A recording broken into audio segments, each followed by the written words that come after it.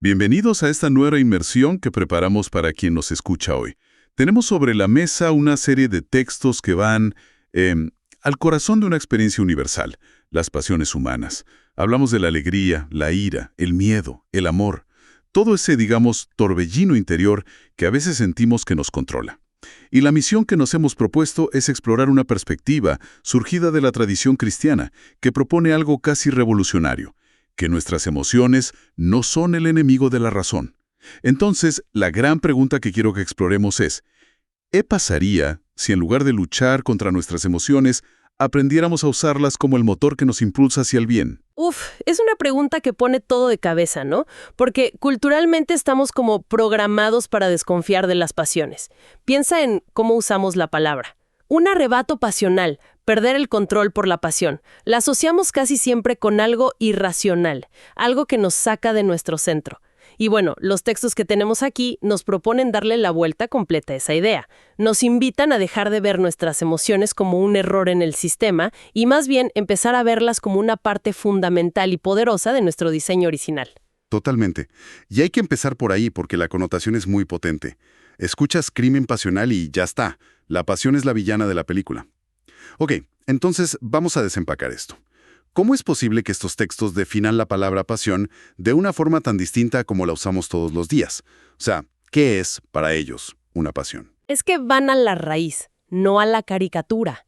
Según las fuentes, el término pasiones es simplemente el nombre técnico para las emociones, para los afectos, los impulsos de nuestra sensibilidad. No tienen, de entrada, ninguna carga moral. No son ni buenas ni malas. Simplemente son. Exacto, simplemente son. Y esto es lo más importante.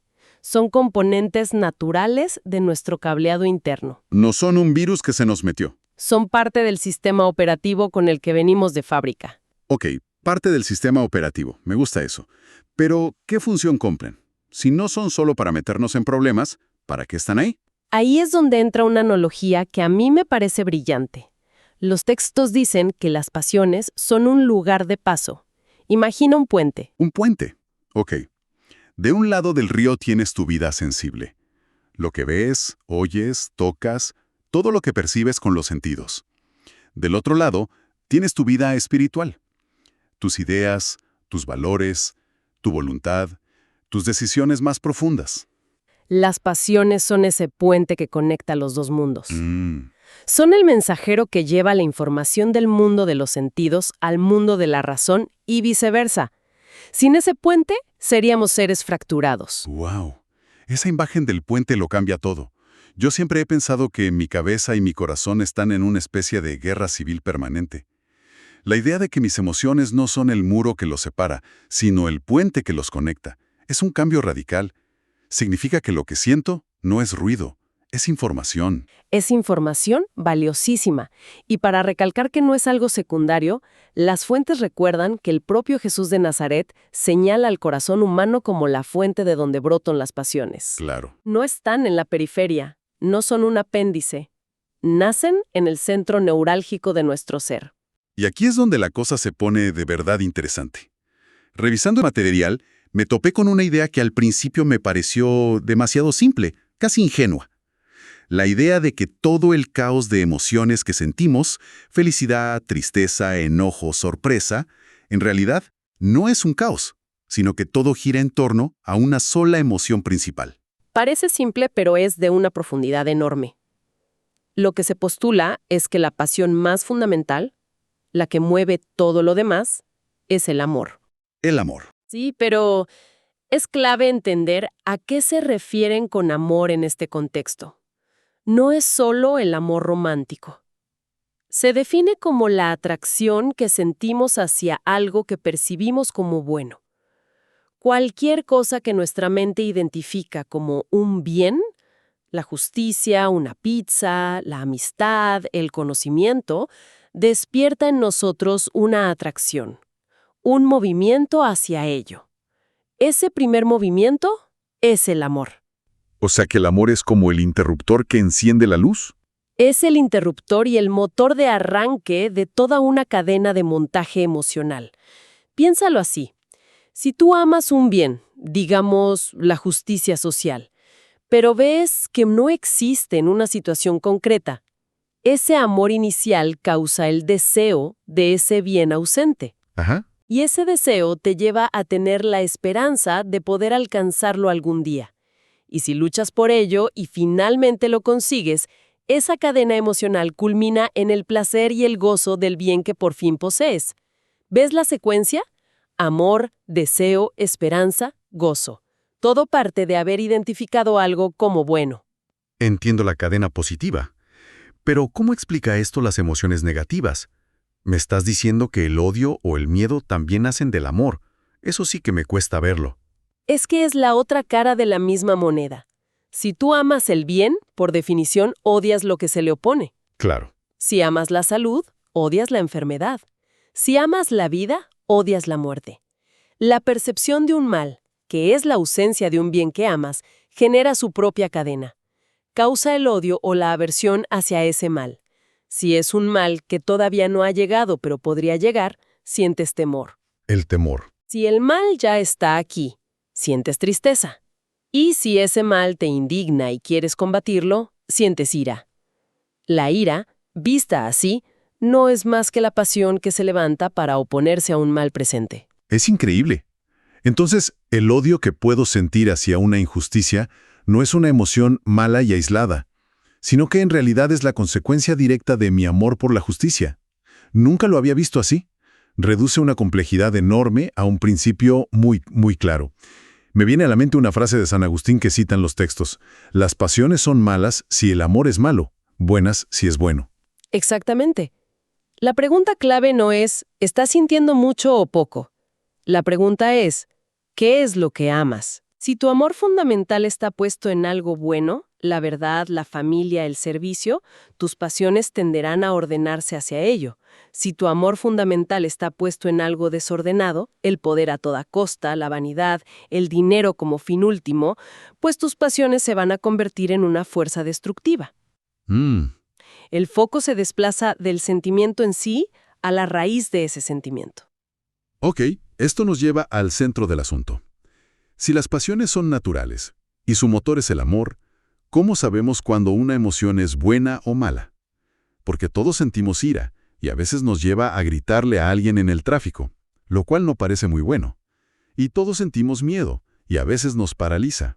¿Sentir ira siempre es malo? ¿Sentir miedo es de cobardes? Aquí está el núcleo de toda esta visión, y es liberador. Las fuentes son clarísimas.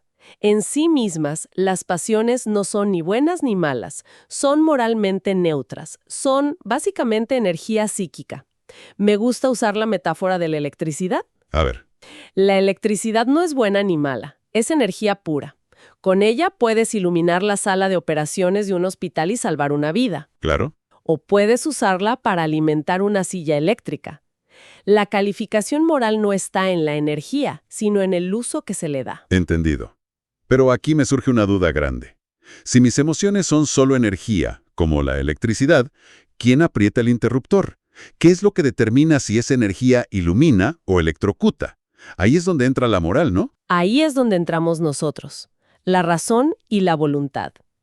Esa energía emocional recibe su calificación moral, y esta es la clave, solo cuando pasa por el filtro de nuestra razón y nuestra voluntad. O sea, cuando decidimos qué hacer. Exacto. Cuando decidimos qué hacer con esa energía que sentimos. La pasión se vuelve moralmente buena cuando la usamos para alimentar una acción buena. Por ejemplo, la indignación, que es una forma de ira, que sientes al ver un caso de bullying. Sí. Esa indignación puede ser el combustible que te mueve a intervenir y defender a la víctima.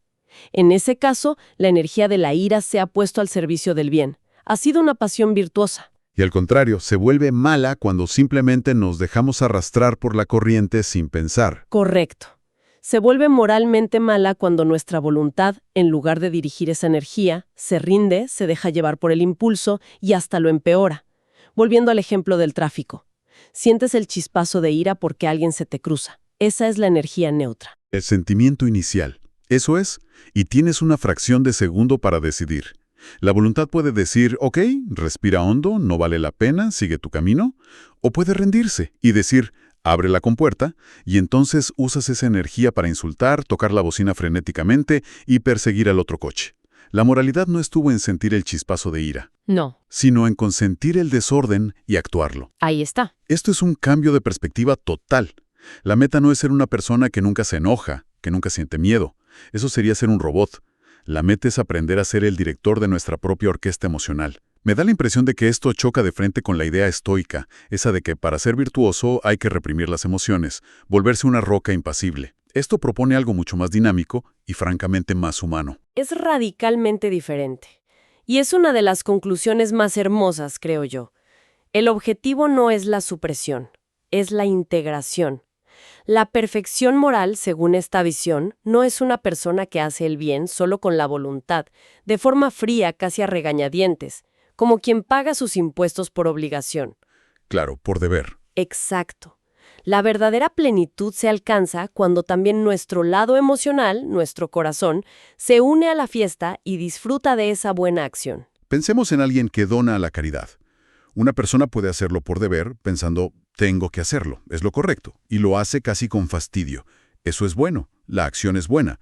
Pero la perfección de la que hablan estos textos es la persona que dona y además siente una alegría inmensa al hacerlo. Su corazón y su voluntad están en perfecta sintonía. Esa es la imagen perfecta. Es cuando todo tu ser está alineado. Hay una cita de un salmo que los textos usan para ilustrar esta unidad total, y es potentísima. Mi corazón y mi carne gritan de alegría hacia el Dios vivo. ¡Wow! Fíjate que no dice mi voluntad decide moverse hacia Dios. Dice que el corazón, las emociones y la carne, el cuerpo, gritan de alegría. Gritan. Es muy fuerte la imagen. Es una imagen de la persona entera, cuerpo, emociones y espíritu, moviéndose en una sinfonía perfecta hacia el bien. Esa es la meta. No una voluntad solista, sino una orquesta completa y afinada. Una sinfonía, no un solista. Me quedo con eso. Es una meta mucho más atractiva que la de simplemente portarse bien. Es una invitación a vivir con todo lo que somos. Totalmente. Y en la tradición cristiana, esta integración se ve como una obra del Espíritu Santo, que moviliza a la persona entera, incluyendo las pasiones más duras, como el dolor o el temor. El ejemplo máximo que se propone es la pasión de Cristo, donde el miedo y la angustia en el huerto de Getsemaní no son eliminados ni reprimidos. Sino que son asumidos. Son asumidos e integrados en el acto de amor más grande. No se le quita la emoción, se la encausa. Bueno, hemos recorrido un camino largo. Desde ver las pasiones como el villano hasta verlas como un posible superpoder.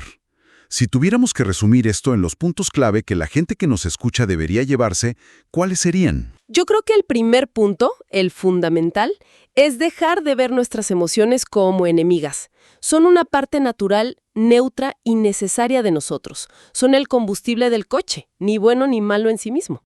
De acuerdo. El segundo punto para mí sería esa idea del amor como la pasión origen.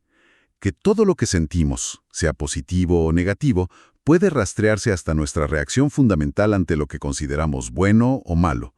Eso simplifica mucho el mapa emocional. Sí. Y tercero, la moralidad no está en el combustible, sino en el conductor. Un sentimiento no es un pecado ni una virtud.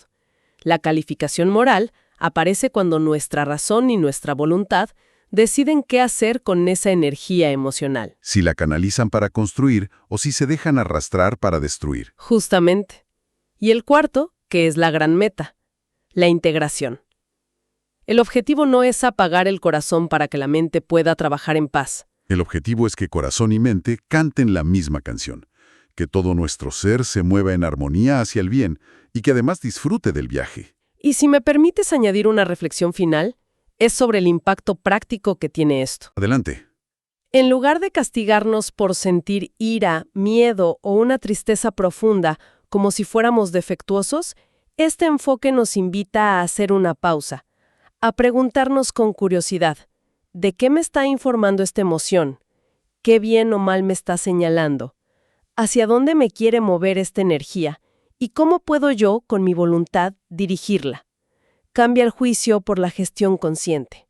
Deja de ser una batalla interna para convertirse en una labor de autoconocimiento y dirección. Lo que me lleva a una última pregunta. Una que quiero dejar flotando para la reflexión personal de quien nos escucha. Si nuestras pasiones más fuertes no son enemigas a vencer, sino energía a canalizar, ¿cuál es la pasión que más nos está moviendo en este momento? ¿Y hacia qué bien o qué mal nos está llevando esa corriente? Con esa pregunta cerramos nuestra exploración de hoy.